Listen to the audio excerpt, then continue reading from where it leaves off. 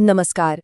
आज हम ज्योतिष की दुनिया में एक बहुत ही दिलचस्प और शक्तिशाली विषय को समझने जा रहे हैं।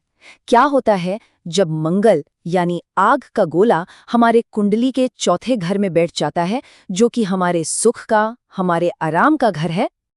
यही यही वो सवाल है जो इस पूरी चर्चा का केंद्र है। सोचिए, एक तरफ आग है और दूसरी तरफ आराम और सुकून। जब ये दोनों एक ही जगह आ जाते हैं तो इंसान की अंदरूनी दुनिया में एक हलचल मच जाती है। प्रॉपर्टी, घर, मन की शांति, सब पर इसका गहरा असर पड़ता है। तो आइए इस दिलचस्प तालमेल को और गहराई से समझते हैं।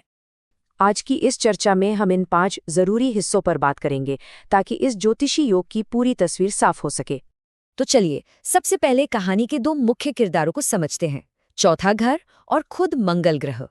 तो देखिए, चौथा घर, जिसे सुख भाव भी कहते हैं, वो हमारी जड़ों का प्रतीक है। ये हमारी माँ, हमारा घर, हमारी प्रॉपर्टी और सबसे बढ़कर हमारे मन की शांति को दिखाता है। आप कह सकते हैं कि ये हमारी इमोशनल बुनियाद है, जिस पर हमारी पूरी शख्सियत टिकी होती है। और जब मंगल यहाँ आता है तो समझिए कि सीधा हमारी बुनियाद में ही एक आग सी लग जाती है। और अब बात करते हैं मंगल की। मंगल यानी एनर्जी, एक्शन, गुस्सा, अनुशासन। ये ग्रह जमीन और प्रॉपर्टी का सीधा कारक है। इसे रियल एस्टेट का प्लैनेट भी माना जाता है। तो मतलब ये शक्ति का प्रतीक है। तो फिर जब ये ऊर्जा से भरा ग्रह हमारे इमोशनल घर में आकर बैठ जाता है तो असल में होता क्या है? आइए इसके 5 सबसे बड़े प्रभावों पर एक-एक करके नजर डालते हैं। पहला और सबसे बड़ा असर, प्रॉपर्टी को लेकर एक जबरदस्त इच्छा। चौथे घर का मंगल इंसान के अंदर जमीन और रियल एस्टेट के लिए एक गहरी रुचि पैदा कर देता है। ऐसे लोग प्रॉपर्टी के लेन देन में बहुत सफल हो सकते हैं। बिल्डरों या कंस्ट्रक्शन के काम से जुड़े लोगों के लिए तो ये एक बहुत ही पावरफुल प्लेसमेंट है। दूसरा असर सीधा सीधा हमारे मन पर पड़ता है। ऐसे में इंसान काफी इमोशनल हो जाता है, छोटी छोटी बातों पर जल्दी रिएक्ट कर सकता है। घर में रहते हुए भी एक अजीब सी बेचैनी महसूस हो सकती है। मन में हमेशा एक उथल पुथल सी चलती रहती है, जिससे शांति मिलना थोड़ा मुश्किल हो जाता है। तीसरा प्रभाव है माँ के साथ रिश्ते पर। एक तरफ तो मंगल माँ के लिए एक बहुत ही प्रोटेक्टिव रवैया देता है, एक मजबूत लगाव पैदा करता है। लेकिन वहीं दूसरी तरफ, क्योंकि मंगल एक गर्म ग्रह है, तो कभी-कभी विचारों में मतभेद या बहस भी हो सकती है। हाँ, अगर मंगल कमजोर है या किसी बुरे ग्रह के प्रभाव में है, तो माँ की सेहत का खास ख्याल रखना जरूरी हो जाता है।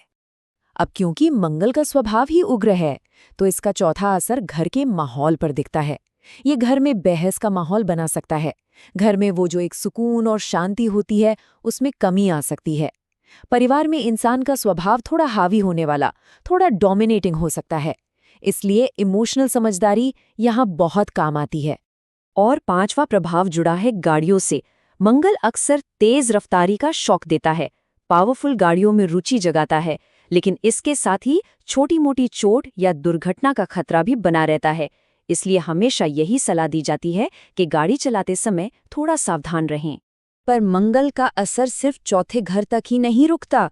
वो जहाँ बैठता है, वहाँ से जिन घरों को देखता है, उन पर भी अपना गहरा प्रभाव डालता है। देखिए, चौथे घर में बैठकर मंगल 3 और जरूरी घरों को देखता है। 7वां घर, जो शादी और पार्टनरशिप का है। 10वां घर, जो हमारे काम और करियर का है। और 11वां घर, जो हमारी कमाई और दोस्तों का है। इसका सीधा मतलब है कि घर का माहौल हमारी शादी, हमारे करियर और हमारी कमाई, इन सब पर असर डालता है। ये समझना भी बहुत जरूरी है कि मंगल खुद कितनी ताकत में है। अगर मंगल मजबूत है, मतलब अपनी ही राशि में है या उच्च का है, तो ये जबरदस्त प्रॉपर्टी देता है, रियल एस्टेट में सफलता दिलाता है और परिवार में एक लीडर बनाता है। लेकिन अगर यही मंगल कमजोर या पीड़ित हो, तो फिर घर में झगड़े, दिमागी बेचैनी और इमोशनल परेशानियां दे सकता है। तो अब सवाल उठता है कि अगर मंगल की ये ऊर्जा परेशानी दे रही हो, तो क्या किया जा सकता है? अच्छी बात यह है कि ज्योतिष इस आग को शांत करने और इसे सही दिशा देने के लिए कुछ रास्ते भी बताता है। यहाँ कुछ बहुत ही आसान और असरदार उपाय हैं, जैसे हर रोज भगवान हनुमान की पूजा करना, खासकर मंगलवार को हनुमान चालीसा पढ़ना, लाल रंग की चीजें जैसे लाल मसूर या कपड़ा दान करना, और सबसे जरूरी, घर में बहस से बचना और मन की शांति के लिए थोड़ा ध्यान या मेडिटेशन करना। जब आग इमोशंस के घर में हो तो उसे ठंडा रखना ही सबसे अच्छी रणनीति है। तो फिर चौथे घर के मंगल को लेकर आखिरी फैसला क्या है? क्या ये एक निर्माता है या एक विनाशक? सच कहूं तो ये एक दो-धारी तलवार जैसा है। एक तरफ ये प्लेसमेंट एक मजबूत नींव बनाने की ताकत देती है। इंसान बड़ी बड़ी प्रॉपर्टी और आलीशान घर बना सकता है। लेकिन अगर इसी एनर्जी को सही से संभाला नहीं गया तो ये इंसान के अपने ही मन की शांति को खत्म कर सकती है।